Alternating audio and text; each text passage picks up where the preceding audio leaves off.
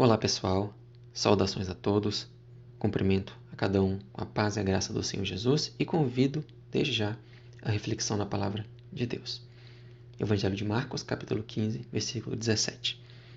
Esse capítulo 15 de Marcos, pessoal, narra a paixão e morte do Senhor Jesus. As afrontas que ele sofreu, as agressões terríveis que ele padeceu e aquela pena tão atroz na cruz que ele sofreu por amor desta humanidade. E o versículo 17 relata uma parte das afrontas e da crueldade que ele, Cristo, sofreu nas mãos dos homens pecadores. Diz que eles, os soldados romanos, vestiram a Cristo de púrpura e, tecendo uma coroa de espinhos, puseram sobre a sua cabeça.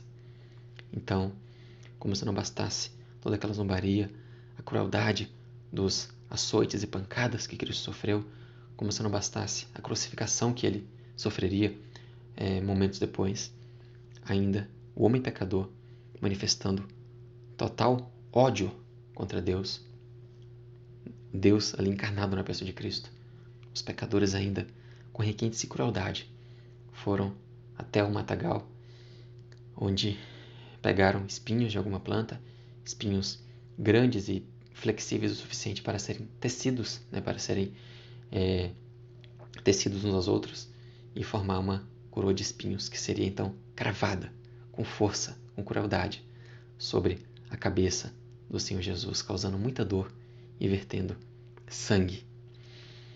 Que crueldade, que maldade! E aqui nós vemos a ilustração do ódio completo e da rejeição completa que o homem pecador tem contra Deus, tem contra a luz, tem contra a verdade. A verdade ali era a pessoa do Senhor Jesus. E essa coroa de espinhos que Cristo recebeu sobre a sua cabeça, que foi um incremento a mais nas torturas que ele padeceu, essa coroa de espinhos tem um significado espiritual muito significativo quando nós analisamos. Porque, na verdade, quando nós lemos o livro de Gênesis, lá no capítulo 3, o relato da queda, quando Adão e Eva pecam contra Deus, Deus pronuncia a seguinte sentença contra Adão. Diz assim: Maldita é a terra por causa de ti, com dor comerás dela todos os dias da tua vida.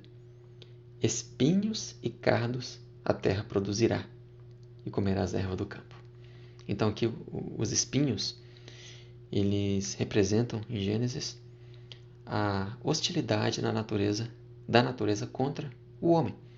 Então a natureza, que outrora era submissa ao homem, era um ambiente propício e completamente agradável e seguro para o homem, agora como consequência do pecado e da maldição que o pecado do homem trouxe sobre a terra, essa mesma natureza seria agora hostil contra a humanidade. E representa isso, a realidade aqui, de que espinhos a terra passaria a produzir. Espinhos que poderiam ferir o homem. O espinho representa a maldição do pecado. E de fato, Cristo, naquela cruz, tomou sobre si a maldição do pecado, pagando o preço para que todo aquele que nele crê pudesse então ser perdoado e ser aceito diante de um Deus santo que não tolera o pecado. Além disso, uma outra representação interessante sobre essa questão dos espinhos se encontra ainda no livro de Gênesis, capítulo 22, quando Deus manda Abraão oferecer Isaque sobre o altar. Sim, Isaque, o filho de Abraão, o filho da promessa. Deus faz um teste tremendo e muito solene com Abraão, mandando que este sacrificasse o seu próprio filho a Deus no altar. Abraão, sem hesitar, confia em Deus, crê que Deus poderia até mesmo ressuscitar Isaque dos mortos, e então Abraão resolve sacrificar Isaque. Mas quando Abraão estava com a mão levantada, com a faca quase que já sendo introduzida Isaque, antes disso, Deus o interrompe e fala: não, Abraão, não faça isso. E então Deus providenciou um substituto para Isaque, que era um carneiro.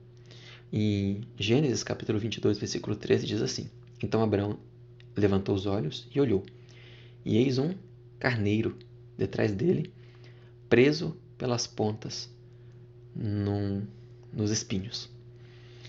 Algumas traduções dizem que o carneiro estava preso pelas pontas num mato, né? Mas as melhores traduções falam no espinho, ou no arbusto espinhoso, ou no espinheiro. Enfim, o carneiro estava com a sua cabeça, né? Os chifres da sua cabeça presa no arbusto espinhoso. Estava coroado de espinhos. E esse carneiro morreu no lugar de Isaque, substituiu Isaque naquele sacrifício. Foi sacrificado em lugar de Isaque. E esse carneiro estava com a sua cabeça presa entre os espinhos. Aqui é uma prefiguração, um prenúncio de um aspecto da paixão e crucificação do Senhor Jesus. A sua coroa de espinhos estava aqui, ilustrada e prefigurada.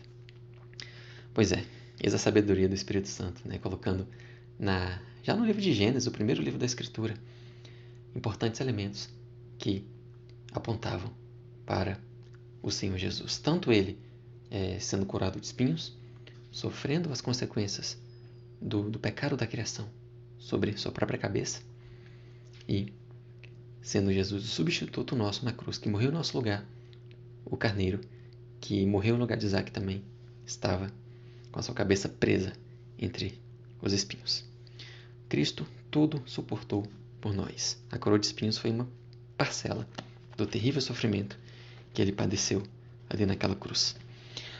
No entanto, hoje no céu, já ressuscitado, glorioso, poderoso, vivo para todo sempre, Jesus não está mais sofrendo, não está mais padecendo, não está mais crucificado e nem coroado de espinhos.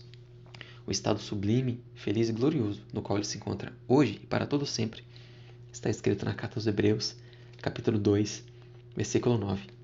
Diz assim: vemos, porém, coroado de honra e de glória aquele Jesus que havia sido feito um pouco menor do que os anjos por causa da paixão da morte, para que pela graça de Deus provasse a morte por todos.